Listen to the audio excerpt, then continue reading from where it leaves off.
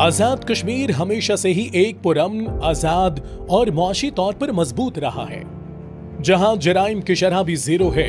इस जन्नत नजीर वादी में जिस खुश अखलाकी और खुश असलूबी के साथ सयाहों की मेहमान नवाजी की जाती है, ऐसी मिसाल दुनिया के किसी भी कोने में देखने को नहीं मिलती। लेकिन गुज़िश्ता चंद दिनों में आजाद कश्मीर की सड़कों पर एक तूफान बर्पा किया गया। कुछ इंतशारी लोगों ने कानून नाफिज करने वाले इदारों के साथ पुरअमन अवाम को लड़वाने की कोशिश की। इस एहतजाज में शरपसंदों के हाथों एक कश्मीरी सपूत इंस्पेक्टर अदनान भी शहीद हुए। कानून नाफिज करने वाले को बेरहमी से ज़दोकोब और दरिया बुर्द किया गया। इस एहतजाज की आड़ में इस अहम पहलू को भी बिल्कुल नजरअंदाज नहीं किया जा सकता कि इस तहरीक को इंडियन खुफिया एजेंसी रॉ और इंतशारी टोले ने हाईजैक कर लिया है। झूठी पुरानी तस्वीर और वीडियोस लगाकर ये जलती पर आग का काम कर रहे हैं। एहतजाज और इसका अचानक इतना पुरतशद्दुद हो जाना क्या इतना सादा सा मामला है? यकीनन नहीं। इसका एक पहलू ये भी है क्योंकि हुकूमत पाकिस्तान फलस्तीन के हक में खुलकर आवाज उठा रही है। कहीं ऐसा तो नहीं कि आलमी ताकतें अपने हैंडलर्स के जरिए पाकिस्तान को मजलूमों की आवाज बनने पर इंतशार में धकेल रही हैं।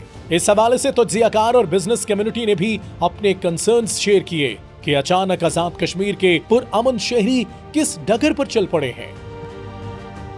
इकोनॉमी के इश्यूज सिर्फ कश्मीर में नहीं है, सिर्फ पाकिस्तान में नहीं है, इस वक्त पूरी दुनिया फेस कर रही है। तो शातिर दुश्मन कहते हैं ना, उसके घर में जब आग लगती है तो वो क्या करता है कि दाएं बाएं आग को फेंकना शुरू कर देता है कि बाकी लोग भी इससे मुतासर हों और शोर ज़्यादा मच जाए और मेरे घर से तवज्जो हट जाए। दोबारा उन्होंने वही फोल्डर खोला है, फिर वही पन्ने इन्होंने खोले हैं, लेकिन इस दफ़ा ये चलने वाला नहीं है। सिख मूवमेंट अब इस कदर जोर पकड़ चुकी है इंडिया में, और सिखों के जो राइट्स थे इनको इस तरह स्नब किया गया, सल्ब किया गया, जिस तरह कत्लेआम इनका किया गया, जिस तरह अभी इनकी कन्फेशंस आ रही हैं कि पूरी दुनिया में इंडिया की टेररिज्म अभी बिल्कुल खुल के सामने आ चुकी है। मस्जिद अक्सा, फ़लस्तीन, उम्मत मुसलमा का इकट्ठा होना, पाकिस्तान को उम्मत मुसलमा का लीड मिलना और लीडिंग रोल मिलना, ये किसी से बर्दाश्त नहीं होना था और इसका रिप्रिकशन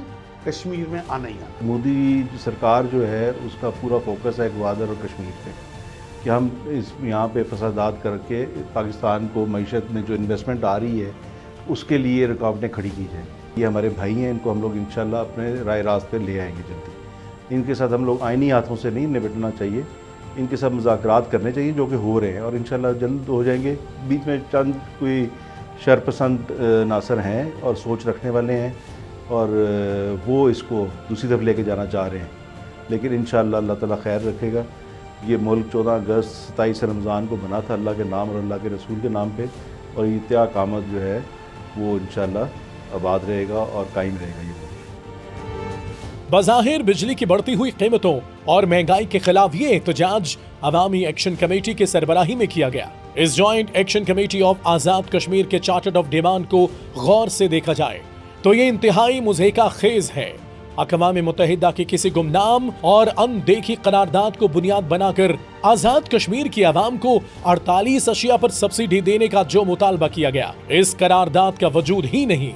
जहां तक रिलीफ की बात है तो वफाक और आजाद कश्मीर की हुकूमत अपनी इस्तात से बढ़कर आवाम को आटे और बिजली पर सब्सिडी दे रही है। कश्मीर में आज भी बिजली सबसे कम कीमत फी यूनिट 2 रुपए 69 पैसे और पाकिस्तान में यही 22 रुपए फी यूनिट है। दूसरा मुतालबा मंगला डैम बनते वक्त हुकूमत पाकिस्तान या आजाद कश्मीर ने तहरीरी तौर पर मुआहिदा किया था कि इस खित्ते को मुफ्त बिजली मिलेगी, मगर जायजा लिया जाए तो इसमें ऐसा कुछ नहीं लिखा है। तीसरा मुतालबा आजाद कश्मीर बैंक को शेड्यूल बैंक बनाने का है। इसका भी एक प्रोसेस है जिसके लिए स्टेट बैंक की शराइत पूरी करना होती है, लेकिन आजाद कश्मीर बैंक अभी वो तमाम शराइत पूरी करने से मीलों दूर है। चौथा मुतालबा टेलीकॉम और मोबाइल सर्विस की बेहतरी का है, जो एक तरह से जायज है, जबकि पांचवा मुतालबा सबसे दिलचस्प और मुज़हिका खेज है कि आजाद कश्मीर में ना इनकम टैक्स लगाया जाए, ना प्रॉपर्टी टैक्स और ना GST। जब टैक्स नहीं लिया जाएगा तो हुकूमत की आमदनी का जरिया क्या होगा? छठा मुतालबा तलबा यूनियंस की बहाली का है। सियासी तलबा यूनियंस तो वैसे भी हर कॉलेज यूनिवर्सिटी में मौजूद हैं और बिला रोक टोक के काम कर रही हैं, मगर फिर भी हुकूमत बाकायदा नोटिफिकेशन जारी कर दे तो ये कोई बड़ा मसला नहीं। सातवां मुतालबा ये है कि बल्दियाती नुमाइंदों को फंड्स मिलने चाहिए और इसमें भी कोई दो राय नहीं होनी चाहिए। इन मुतालबात को सामने लाने वाली जॉइंट एक्शन कमेटी में खुद लीडरशिप का फुकदान है और एक पेज पर न होने की वजह से डायलॉग में डेडलॉक आ जाता है।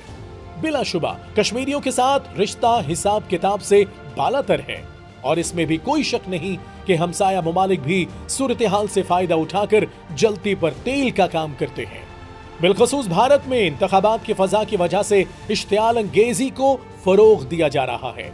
सच ये भी है कि आजाद कश्मीर के लोगों को हुकूमत पाकिस्तान ने हमेशा खुसूसी अहमियत दी। आज भी आजाद कश्मीर से लोग पाकिस्तान भर में कारोबार करते हैं, लेकिन दुश्मनों को मौका तब मिलता है जब हमारे दरमियान फासले बढ़ते हैं। आजाद कश्मीर की गयूर आवाम अपने इदारों और अफवाज की ताकत बनकर हमेशा की तरह साथ देगी और दुश्मन की ये 5th जनरेशन वॉर इसी पर उल्टा दी जाएगी। हम उन लोगों को, उन चेहरों को, उन हाथों को बहुत अच्छी तरह जानते और पहचानते हैं जो हमारी दूसरी बॉर्डर पार से जो पैसे पकड़ रहे हैं और इधर चंद शर्त पसंदों को वो पैसे दे के उकसा रहे हैं।